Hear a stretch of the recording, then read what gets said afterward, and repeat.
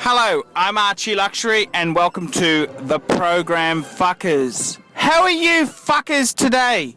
And today I'd like to talk about the one watch collector. And now I made a video about this a couple days ago and I've just had a bit of a few thoughts about it. What do you think of somebody who, instead of having a collection in their possession, they buy a piece and sell a piece at the same time? And I gotta tell you, why do you have to own every fucking thing? I mean, we're humans, we're on this planet for a short time. Why the fuck do we need to have 10 watches? Why do we need to have 5 watches? Why do we need 4 watches? Why do we need more than one? We can only really wear one watch at a time. I've tried the 2 watch thing and I don't think you can pull it off. I'm sorry, fuckers, I don't think you can pull it off. But it's one of these things there, watches. I love them. I absolutely love them. And I've got to say, why do you have to own everything? I mean, it ties up a lot of capital. And I mean, you can, when you get sick of one, you can sell it and buy another used piece. And I don't know what to say. What do you think of this idea? Why do we have to have a collection? And, it's quite funny. You go back to the 1960s, it was considered poor form.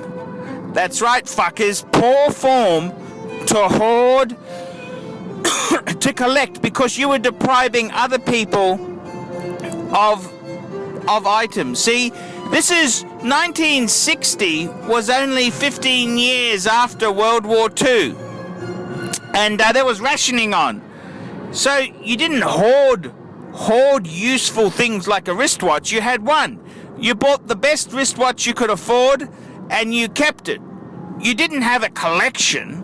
I mean, that's what weird people did, like weird train collectors and model train collectors, So the other thing is, once the kids had finished with their toys, you gave them to less fortunate sods.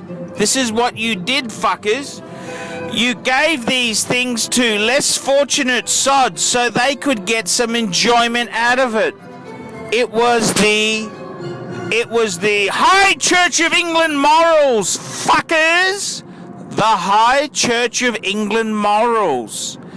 And you didn't want to be a glutton, someone who hoarded things and, protected them and didn't share them. It was like, it's quite funny. It was like buying cars and hoarding them and possessing them, and now no one gives a fuck. What you do what the fuck you like with your money. I remember reading a book about the Schlump brothers. The Schlump brothers were 2 brothers who developed one of the finest Bugatti collections in the world. And this book was saying what such a shame it is that they've deprived these cars from enthusiasts who would have loved them.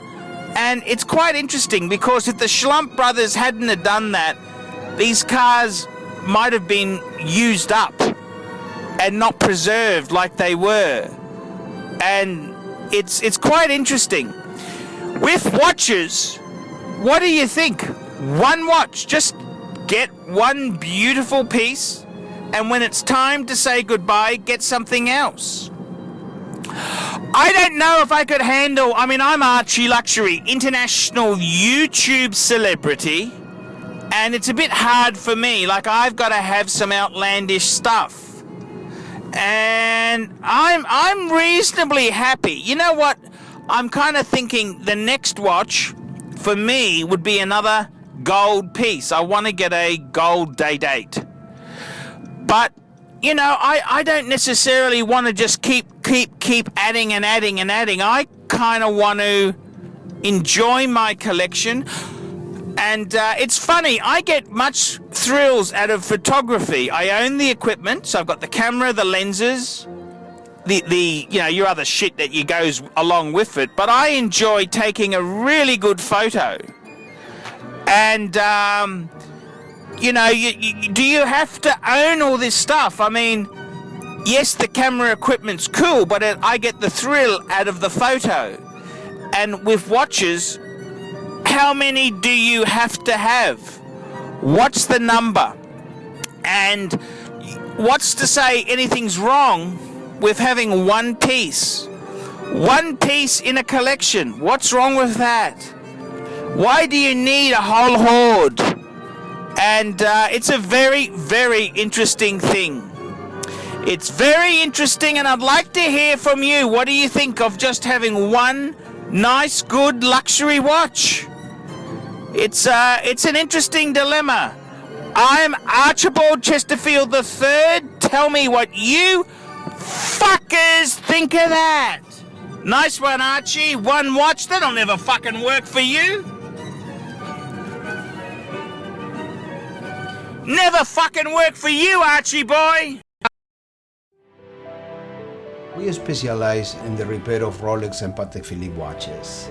We've been doing the same thing for more than 25 years. We have Rolex technicians certified by Rolex who actually used to work for the company for many years, like if we're doing the work on the factory. We completely disassemble the watch and we put it to work like brand new condition. When you get a pre-owned watch, it's like if you're getting a brand new unit. The only difference is the money.